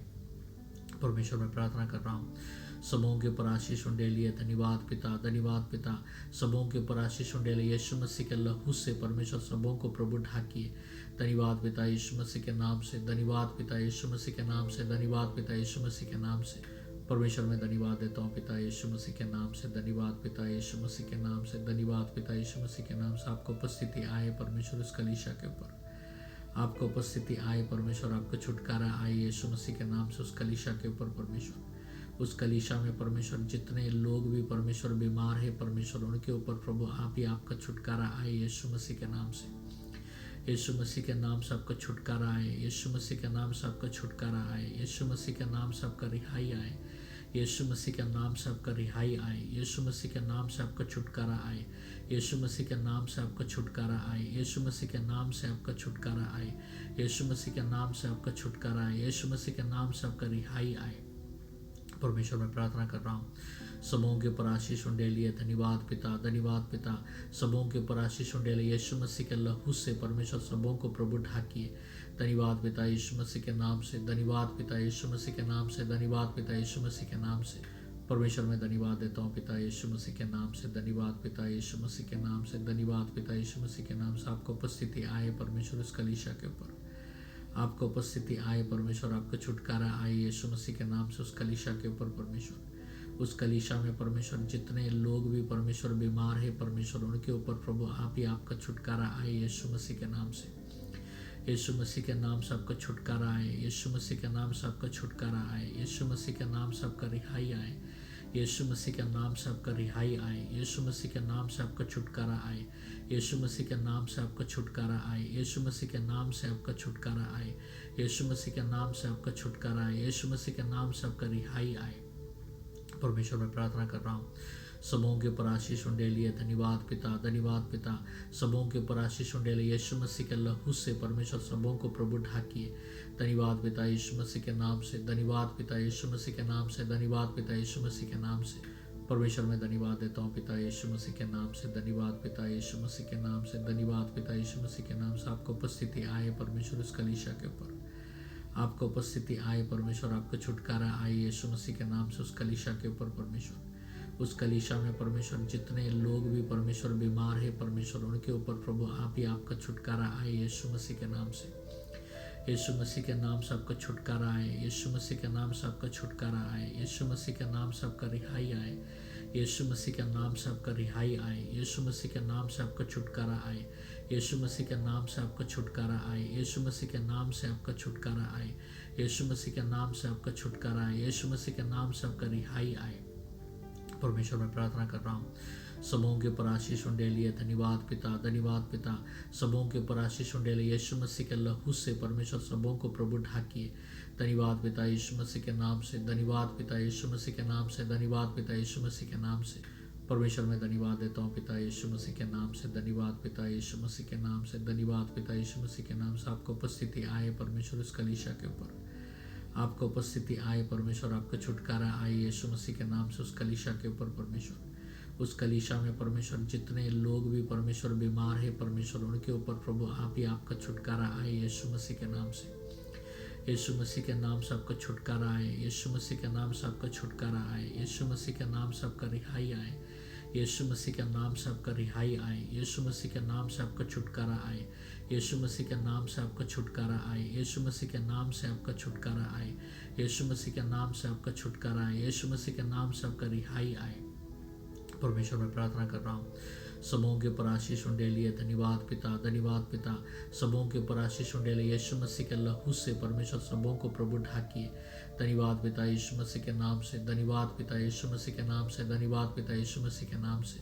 परमेश्वर मैं धन्यवाद देता हूँ पिता यीशु मसीह के नाम से, धन्यवाद पिता यीशु मसीह के नाम से, धन्यवाद पिता यीशु मसीह के नाम से। आपको उपस्थिति आए परमेश्वर उस कलीसिया के ऊपर, आपको उपस्थिति आए परमेश्वर, आपका छुटकारा आए यीशु मसीह के नाम से उस कलीसिया के ऊपर परमेश्वर। उस कलीसिया में परमेश्वर जितने लोग भी परमेश्वर बीमार है परमेश्वर, उनके ऊपर प्रभु आप ही आपका छुटकारा आए यीशु मसीह के नाम से। यीशु मसीह के नाम से आपका छुटकारा आए, यीशु मसीह के नाम से आपका छुटकारा आए, यीशु मसीह के नाम से आपका रिहाई आए, यीशु मसीह के नाम से आपका रिहाई आए, यीशु मसीह के नाम से आपका छुटकारा आए, यीशु मसीह के नाम से आपका छुटकारा आए, यीशु मसीह के नाम से आपका छुटकारा आए, यीशु मसीह के नाम से आपका छुटकारा आए, यीशु मसीह के नाम से आपका रिहाई आए। परमेश्वर मैं प्रार्थना कर रहा हूँ, सबों के ऊपर आशीष उंडेलिए। धन्यवाद पिता, धन्यवाद पिता। सबों के ऊपर आशीष उंडेलिए। यीशु मसीह के लहू से परमेश्वर सबों को प्रभु ढाकिए। धन्यवाद पिता यीशु मसीह के नाम से, धन्यवाद पिता यीशु मसीह के नाम से, धन्यवाद पिता यीशु मसीह के नाम से। परमेश्वर मैं धन्यवाद देता हूँ पिता यीशु मसीह के नाम से, धन्यवाद पिता यीशु मसीह के नाम से, धन्यवाद पिता यीशु मसीह के नाम से। आपको उपस्थिति आए परमेश्वर उस कलीसिया के ऊपर, आपको उपस्थिति आए परमेश्वर, आपका छुटकारा आए यीशु मसीह के नाम से उस कलीसिया के ऊपर परमेश्वर। उस कलीसिया में परमेश्वर जितने लोग भी परमेश्वर बीमार है परमेश्वर, उनके ऊपर प्रभु आप ही आपका छुटकारा आए यीशु मसीह के नाम से। यीशु मसीह के नाम से आपका छुटकारा आए, यीशु मसीह के नाम से आपका छुटकारा आए, यीशु मसीह के नाम से आपका रिहाई आए, यीशु मसीह के नाम से आपका रिहाई आए, यीशु मसीह के नाम से आपका छुटकारा आए, यीशु मसीह के नाम से आपका छुटकारा आए, यीशु मसीह के नाम से आपका छुटकारा आए, यीशु मसीह के नाम से आपका छुटकारा आए, यीशु मसीह के नाम से आपका रिहाई आए। परमेश्वर मैं प्रार्थना कर रहा हूँ, सबों के ऊपर आशीष उंडेलिए। धन्यवाद पिता, धन्यवाद पिता। सबों के ऊपर आशीष उंडेलिए। यीशु मसीह के लहू से परमेश्वर सबों को प्रभु ढाकिए। धन्यवाद पिता यीशु मसीह के नाम से, धन्यवाद पिता यीशु मसीह के नाम से, धन्यवाद पिता यीशु मसीह के नाम से। परमेश्वर मैं धन्यवाद देता हूँ पिता यीशु मसीह के नाम से, धन्यवाद पिता यीशु मसीह के नाम से, धन्यवाद पिता यीशु मसीह के नाम से। आपको उपस्थिति आए परमेश्वर उस कलीसिया के ऊपर, आपको उपस्थिति आए परमेश्वर, आपका छुटकारा आए यीशु मसीह के नाम से उस कलीसिया के ऊपर परमेश्वर। उस कलीसिया में परमेश्वर जितने लोग भी परमेश्वर बीमार है परमेश्वर, उनके ऊपर प्रभु आप ही आपका छुटकारा आए यीशु मसीह के नाम से। यीशु मसीह के नाम से आपका छुटकारा आए, यीशु मसीह के नाम से आपका छुटकारा आए, यीशु मसीह के नाम से आपका रिहाई आए, यीशु मसीह के नाम से आपका रिहाई आए, यीशु मसीह के नाम से आपका छुटकारा आए, यीशु मसीह के नाम से आपका छुटकारा आए, यीशु मसीह के नाम से आपका छुटकारा आए, यीशु मसीह के नाम से आपका छुटकारा आए, यीशु मसीह के नाम से आपका रिहाई आए। परमेश्वर मैं प्रार्थना कर रहा हूँ, सबों के ऊपर आशीष उंडेलिए। धन्यवाद पिता, धन्यवाद पिता। सबों के ऊपर आशीष उंडेलिए। यीशु मसीह के लहू से परमेश्वर सबों को प्रभु ढाकिए। धन्यवाद पिता यीशु मसीह के नाम से, धन्यवाद पिता यीशु मसीह के नाम से, धन्यवाद पिता यीशु मसीह के नाम से। परमेश्वर मैं धन्यवाद देता हूँ पिता यीशु मसीह के नाम से, धन्यवाद पिता यीशु मसीह के नाम से, धन्यवाद पिता यीशु मसीह के नाम से। आपको उपस्थिति आए परमेश्वर इस कलीसिया के ऊपर, आपको उपस्थिति आए परमेश्वर, आपका छुटकारा आए यीशु मसीह के नाम से उस कलीसिया के ऊपर परमेश्वर। उस कलीसिया में परमेश्वर जितने लोग भी परमेश्वर बीमार है परमेश्वर, उनके ऊपर प्रभु आप ही आपका छुटकारा आए यीशु मसीह के नाम से। यीशु मसीह के नाम से आपका छुटकारा आए, यीशु मसीह के नाम से आपका छुटकारा आए, यीशु मसीह के नाम से आपका रिहाई आए, यीशु मसीह के नाम से आपका रिहाई आए, यीशु मसीह के नाम से आपका छुटकारा आए, यीशु मसीह के नाम से आपका छुटकारा आए, यीशु मसीह के नाम से आपका छुटकारा आए, यीशु मसीह के नाम से आपका छुटकारा आए, यीशु मसीह के नाम से आपका रिहाई आए। परमेश्वर मैं प्रार्थना कर रहा हूँ, सबों के ऊपर आशीष उंडेलिए। धन्यवाद पिता, धन्यवाद पिता। सबों के ऊपर आशीष उंडेलिए। यीशु मसीह के लहू से परमेश्वर सबों को प्रभु ढाकिए। धन्यवाद पिता यीशु मसीह के नाम से, धन्यवाद पिता यीशु मसीह के नाम से, धन्यवाद पिता यीशु मसीह के नाम से। परमेश्वर मैं धन्यवाद देता हूँ पिता यीशु मसीह के नाम से, धन्यवाद पिता यीशु मसीह के नाम से, धन्यवाद पिता यीशु मसीह के नाम से। आपको उपस्थिति आए परमेश्वर इस कलीसिया के ऊपर, आपको उपस्थिति आए परमेश्वर, आपका छुटकारा आए यीशु मसीह के नाम से उस कलीसिया के ऊपर परमेश्वर। उस कलीसिया में परमेश्वर जितने लोग भी परमेश्वर बीमार है परमेश्वर, उनके ऊपर प्रभु आप ही आपका छुटकारा आए यीशु मसीह के नाम से। यीशु मसीह के नाम से आपका छुटकारा आए, यीशु मसीह के नाम से आपका छुटकारा आए, यीशु मसीह के नाम से आपका रिहाई आए, यीशु मसीह के नाम से आपका रिहाई आए, यीशु मसीह के नाम से आपका छुटकारा आए, यीशु मसीह के नाम से आपका छुटकारा आए, यीशु मसीह के नाम से आपका छुटकारा आए, यीशु मसीह के नाम से आपका छुटकारा आए, यीशु मसीह के नाम से आपका रिहाई आए। परमेश्वर मैं प्रार्थना कर रहा हूँ, सबों के ऊपर आशीष उंडेलिए। धन्यवाद पिता, धन्यवाद पिता। सबों के ऊपर आशीष उंडेलिए। यीशु मसीह के लहू से परमेश्वर सबों को प्रभु ढाकिए। धन्यवाद पिता यीशु मसीह के नाम से, धन्यवाद पिता यीशु मसीह के नाम से, धन्यवाद पिता यीशु मसीह के नाम से। परमेश्वर मैं धन्यवाद देता हूँ पिता यीशु मसीह के नाम से, धन्यवाद पिता यीशु मसीह के नाम से, धन्यवाद पिता यीशु मसीह के नाम से। आपको उपस्थिति आए परमेश्वर इस कलीसिया के ऊपर, आपको उपस्थिति आए परमेश्वर, आपका छुटकारा आए यीशु मसीह के नाम से उस कलीसिया के ऊपर परमेश्वर। उस कलीसिया में परमेश्वर जितने लोग भी परमेश्वर बीमार है परमेश्वर, उनके ऊपर प्रभु आप ही आपका छुटकारा आए यीशु मसीह के नाम से। यीशु मसीह के नाम से आपका छुटकारा आए, यीशु मसीह के नाम से आपका छुटकारा आए, यीशु मसीह के नाम से आपका रिहाई आए, यीशु मसीह के नाम से आपका रिहाई आए, यीशु मसीह के नाम से आपका छुटकारा आए, यीशु मसीह के नाम से आपका छुटकारा आए, यीशु मसीह के नाम से आपका छुटकारा आए, यीशु मसीह के नाम से आपका छुटकारा आए, यीशु मसीह के नाम से आपका रिहाई आए। परमेश्वर मैं प्रार्थना कर रहा हूँ, सबों के ऊपर आशीष उंडेलिए। धन्यवाद पिता, धन्यवाद पिता। सबों के ऊपर आशीष उंडेलिए। यीशु मसीह के लहू से परमेश्वर सबों को प्रभु ढाकिए। धन्यवाद पिता यीशु मसीह के नाम से, धन्यवाद पिता यीशु मसीह के नाम से, धन्यवाद पिता यीशु मसीह के नाम से। परमेश्वर मैं धन्यवाद देता हूँ पिता यीशु मसीह के नाम से, धन्यवाद पिता यीशु मसीह के नाम से, धन्यवाद पिता यीशु मसीह के नाम से। आपको उपस्थिति आए परमेश्वर इस कलीसिया के ऊपर, आपको उपस्थिति आए परमेश्वर, आपका छुटकारा आए यीशु मसीह के नाम से उस कलीसिया के ऊपर परमेश्वर। उस कलीसिया में परमेश्वर जितने लोग भी परमेश्वर बीमार है परमेश्वर, उनके ऊपर प्रभु आप ही आपका छुटकारा आए यीशु मसीह के नाम से। यीशु मसीह के नाम से आपका छुटकारा आए, यीशु मसीह के नाम से आपका छुटकारा आए, यीशु मसीह के नाम से आपका रिहाई आए, यीशु मसीह के नाम से आपका रिहाई आए, यीशु मसीह के नाम से आपका छुटकारा आए, यीशु मसीह के नाम से आपका छुटकारा आए, यीशु मसीह के नाम से आपका छुटकारा आए, यीशु मसीह के नाम से आपका छुटकारा आए, यीशु मसीह के नाम से आपका रिहाई आए। परमेश्वर मैं प्रार्थना कर रहा हूँ, सबों के ऊपर आशीष उंडेलिए। धन्यवाद पिता, धन्यवाद पिता। सबों के ऊपर आशीष उंडेलिए। यीशु मसीह के लहू से परमेश्वर सबों को प्रभु ढाकिए। धन्यवाद पिता यीशु मसीह के नाम से, धन्यवाद पिता यीशु मसीह के नाम से, धन्यवाद पिता यीशु मसीह के नाम से। परमेश्वर मैं धन्यवाद देता हूँ पिता यीशु मसीह के नाम से, धन्यवाद पिता यीशु मसीह के नाम से, धन्यवाद पिता यीशु मसीह के नाम से। आपको उपस्थिति आए परमेश्वर इस कलीसिया के ऊपर, आपको उपस्थिति आए परमेश्वर, आपका छुटकारा आए यीशु मसीह के नाम से उस कलीसिया के ऊपर परमेश्वर। उस कलीसिया में परमेश्वर जितने लोग भी परमेश्वर बीमार है परमेश्वर उनके ऊपर प्रभु आप ही आपका छुटकारा आए यीशु मसीह के नाम से। यीशु मसीह के नाम से आपका छुटकारा आए, यीशु मसीह के नाम से आपका छुटकारा आए, यीशु मसीह के नाम से आपका रिहाई आए, यीशु मसीह के नाम से आपका रिहाई आए, यीशु मसीह के नाम से आपका छुटकारा आए, यीशु मसीह के नाम से आपका छुटकारा आए, यीशु मसीह के नाम से आपका छुटकारा आए, यीशु मसीह के नाम से आपका छुटकारा आए, यीशु मसीह के नाम से आपका रिहाई आए। परमेश्वर मैं प्रार्थना कर रहा हूँ सबों के ऊपर आशीष उंडेलिए। धन्यवाद पिता, धन्यवाद पिता। सबों के ऊपर आशीष उंडेलिए यीशु मसीह के लहू से परमेश्वर सबों को प्रभु ढाकिए। धन्यवाद पिता यीशु मसीह के नाम से, धन्यवाद पिता यीशु मसीह के नाम से, धन्यवाद पिता यीशु मसीह के नाम से। परमेश्वर मैं धन्यवाद देता हूँ पिता यीशु मसीह के नाम से, धन्यवाद पिता यीशु मसीह के नाम से, धन्यवाद पिता यीशु मसीह के नाम से। आपको उपस्थिति आए परमेश्वर इस कलीसिया के ऊपर, आपको उपस्थिति आए परमेश्वर, आपका छुटकारा आए यीशु मसीह के नाम से उस कलीसिया के ऊपर परमेश्वर। उस कलीसिया में परमेश्वर जितने लोग भी परमेश्वर बीमार है परमेश्वर उनके ऊपर प्रभु आप ही आपका छुटकारा आए यीशु मसीह के नाम से। यीशु मसीह के नाम से आपका छुटकारा आए, यीशु मसीह के नाम से आपका छुटकारा आए, यीशु मसीह के नाम से आपका रिहाई आए, यीशु मसीह के नाम से आपका रिहाई आए, यीशु मसीह के नाम से आपका छुटकारा आए, यीशु मसीह के नाम से आपका छुटकारा आए, यीशु मसीह के नाम से आपका छुटकारा आए, यीशु मसीह के नाम से आपका छुटकारा आए, यीशु मसीह के नाम से आपका रिहाई आए। परमेश्वर मैं प्रार्थना कर रहा हूँ सबों के ऊपर आशीष उंडेलिए। धन्यवाद पिता, धन्यवाद पिता। सबों के ऊपर आशीष उंडेलिए यीशु मसीह के लहू से परमेश्वर सबों को प्रभु ढाकिए। धन्यवाद पिता यीशु मसीह के नाम से, धन्यवाद पिता यीशु मसीह के नाम से, धन्यवाद पिता यीशु मसीह के नाम से।